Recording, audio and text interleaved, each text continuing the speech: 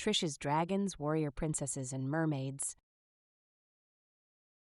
Although no dragons, mermaids, or warrior princesses were excessively harmed in the making of this book, they did generously offer their time and talents. To be fair, one mermaid inadvertently suffered a nasty dragon breath burn, and several impatient dragons loudly and unfairly protested the time commitment. But all in all, everyone contributed, more or less willingly. This book is about mysterious beings, dragons, mermaids, and dewy-eyed humans flit in and out of illustrations solely to enchant you. Their sole mission? To whisk you away on an adventure and persuade you to leave the vacuuming for another day. Let's talk about dragons, and mermaids and warrior princesses. Dragons do not provide emotional support, nor do they seek companionship. They are single-minded creatures, focused entirely on themselves.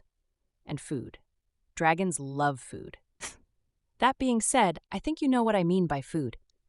Dragons embody resilience, independence, and an absolute disregard for human affairs. Some juvenile dragons, if exposed to socialization at a young age and repeatedly reminded that humans are not part of the menu, may form bonds with people. But these are rare exceptions. Special dragons, if you will, and never, under any circumstances, refer to a dragon as yours.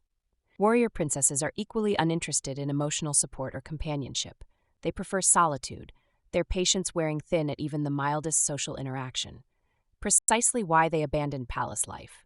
Commanding a ship makes them happy, bossing people around makes them happy, and keyholing sluggish subordinate pirates makes them even happier. A little blood? Fine. Too much? Now you've ruined the mood.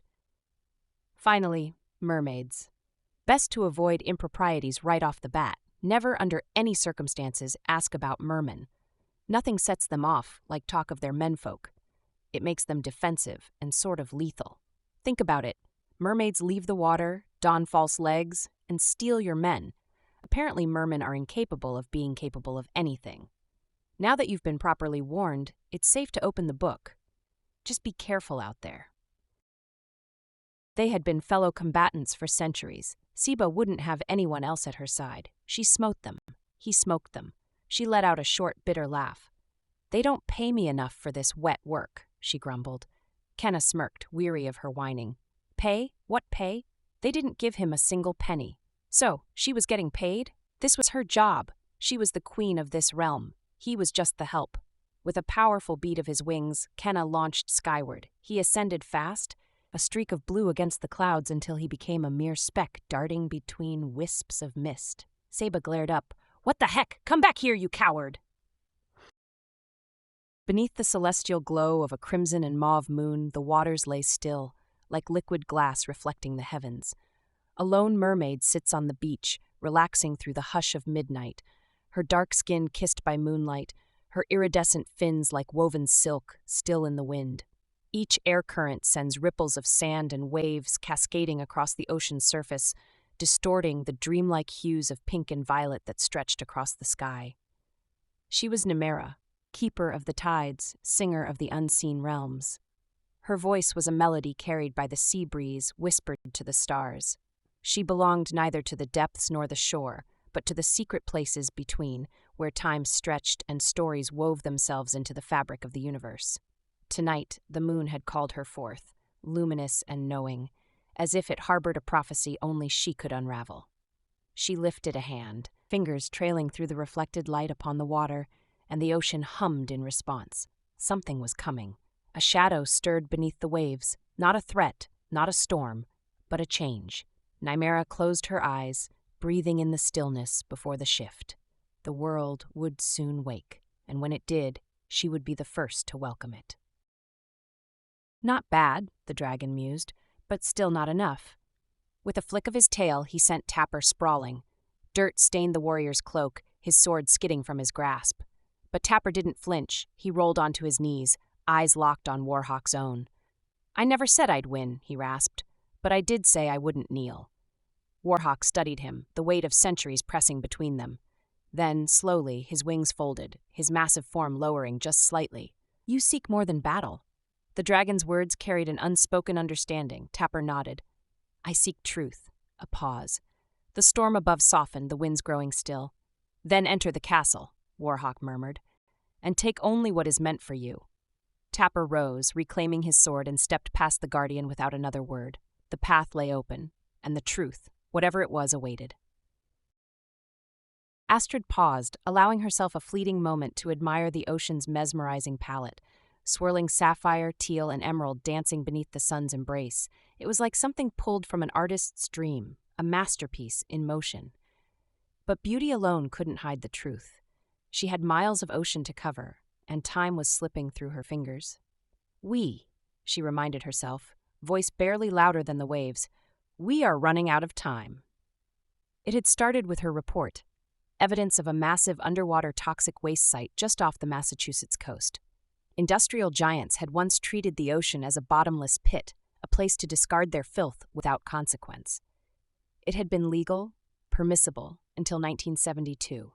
Now, decades later, Astrid had uncovered a horrifying remnant of that era.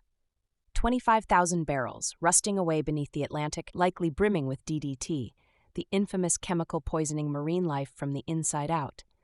Scientists had sounded the alarms for years. DDT levels in marine mammals were rising, spreading sickness like an unseen plague. Dolphins in the area had been dying at an alarming rate, their bodies ravaged by a ruthless cancer before washing ashore, their tragic fate a grim warning.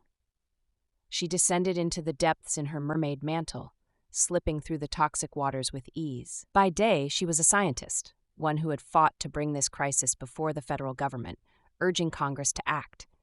She had pleaded with them to listen to the scientific community, to recognize that this was no longer just a threat to marine life. The poison was seeping into everything. And it wasn't just about fish. If they waited any longer, humanity wouldn't escape its reach either. The tide whispered against the shore, a rhythmic murmur beneath the weight of the night. A green moon loomed overhead, casting its spectral glow upon the water, painting it in unnatural hues. Grijalva sat motionless on the sand, his serpentine lower body coiled loosely, as if he had long forgotten the need to move. Yet the snakes upon his head never ceased their restless writhing. They hissed softly, their forked tongues flicking at the damp air, sensing what their master did not. He had grown weary of sensing, weary of the visions the moon summoned, memories of a time before he was what he was now. His cracked skin bore the weight of forgotten markings, like prophecies etched into his flesh. He traced one absent-mindedly with his fingertips, but even he no longer knew its meaning. The stars offered no guidance, the waves did not beckon. He was alone. And yet, in the stillness he listened, not to the world, but to the murmurs of his many-headed crown, their voices weaving together like whispered threads. They spoke of change, of movement, of something beyond this stagnant vigil. Grijalva lifted his gaze to the moon, its eerie luminescence washing over him. He had lingered in this place for too long. Perhaps it was time to heed the voices. Perhaps it was time to awaken. Buy the book. Come to the book signing. Barnes & Noble, Leominster, Massachusetts. August 1, 2026. 12 p.m. to 4 p.m.